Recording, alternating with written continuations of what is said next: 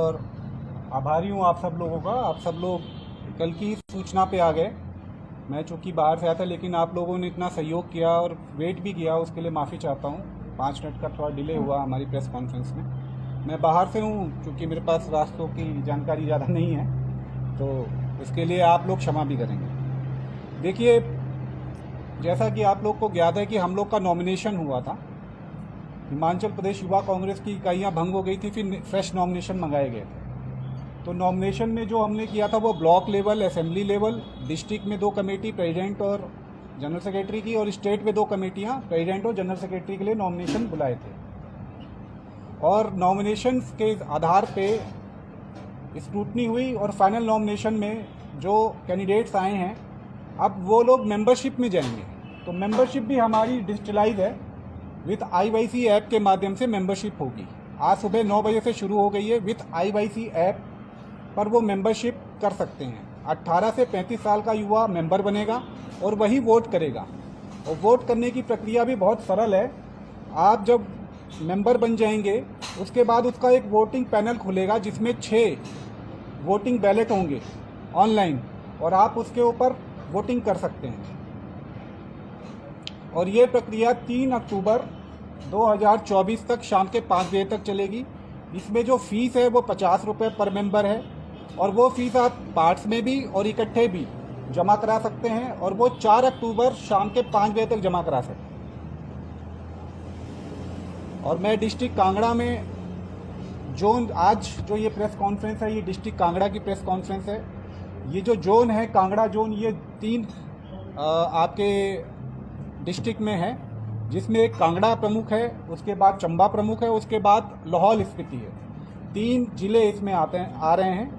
और इसमें हमारे पास जितने भी उम्मीदवार हैं, सबको शुभकामनाएं हैं। और साथ में कुछ गाइडलाइंस है जो मैं प्रेस के माध्यम से, आप सभी बड़े भाइयों के माध्यम से, सहयोगियों के माध्यम से पहुंचाना चाह रहा हूं।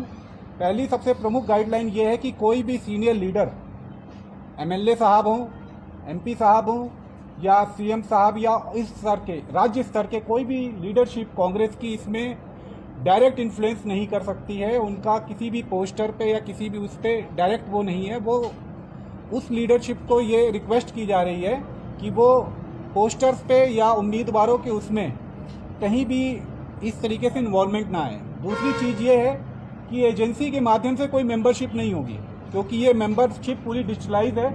एजेंसियां कोई हायर ना करें, क्योंकि उसके खिलाफ फिर सख्त कार्रवाई होगी उस उम्मीदवार के खिलाफ। आचार संहिता के हिसाब से काम चलेगा और नियमबद्ध तरीके से, समयबद्ध तरीके से और चरणबद्ध तरीके से ये पूरी कार्रवाई होगी। धन्यवाद। पारदर्शिता देखिए, सारी चीज़ YCEA.in के ऊपर इस्टेब्लिश है। नॉमिनेशन भी हमारा इस्टेब्लिश है YCEA.in के ऊपर। पारदर्शिता इन द सेंस ये है कि जो कैंडिडेट है और जो मेंबर है, उसको अपनी पूरा प्रोफाइल दिखेगा कि मेरे पास कितने मेंबर बने हैं, क्या उनका नाम है और क्या उनकी वोटिंग चल रही है। फेक मेंबरशिप ना हो, वोटर ID कार्ड से मेंबरशिप होगी। और वीडियो में डिक्लेरेशन होगी कि मैं फला व्यक्ति हूँ, मेरा नाम ये है, मैं भारतीय युवा कांग्रेस का सदस्य बन रहा हूँ। जी, कंपल्सरी है। अभी तक कितने नामांकन? देखिए, अभी हमारे पास जो स्टेट, मैं आपको स्टेट की फिगर दे देता हूँ, जो मैं अपने जोन की है वो नामांकन की लिस्ट आपको फॉरवर्ड कर सकता हूँ। बाकी यूथ कांग्रेस इलेक्शन अथॉरिटी की जो हमारी वेबसाइट है, उसके ऊपर सारी डिटेल्स हैं। सर, तो ये मेंबरशिप है, यही वोटिंग में काउंट होगी? बिल्कुल जी, मेंबरशिप के साथ ही वोटिंग है। मेंबरशिप मतलब वोटिंग है। इसकी जितनी मेंबरशिप होगी, हाँ, एक मेंबर जो बनेगा उसको पैनल मिलेगा, पूरा डिजिटलाइज पैनल मिलेगा, जिसमें आपका स्टेट के प्रेसिडेंट हैं, जनरल सेक्रेटरीज हैं, उसके बाद डिस्ट्रिक्ट के प्रेसिडेंट है, डिस्ट्रिक्ट के जनरल सेक्रेटरी हैं, उसके बाद असेंबली कमेटी है, उसके बाद ब्लॉक कमेटी, अगर ब्लॉक कमेटी है तो उस आधार पे वो अपने उम्मीदवार का चयन कर सकता है वहाँ पे। एक डेडलाइन तो होगी कि कब से ये मैंने आपको बताया 3 सितंबर, आज की डेट सुबह 9 बजे से शुरू हो गई है विद IYC ऐप के माध्यम से, और 3 अक्टूबर शाम के 5 बजे तक, 3 अक्टूबर शाम के 5 बजे तक। उस दिन परिणाम भी घोषित हो जाएगा? नहीं, अभी ये एक फेज़ है, जिसमें हम मेंबरशिप और वोटिंग करवा लेंगे। मेंबरशिप और वोटिंग करवा लेंगे और इसके बाद 4 तारीख तक हम वेट करते हैं। किसी की पेमेंट नहीं आई है तो वो पेड कर सकता है 4 अक्टूबर को। और उसके बाद इसका स्क्रूटनी का फेज होगा, जिसमें आप ट्रांसपेरेंसी की बात कर रहे थे।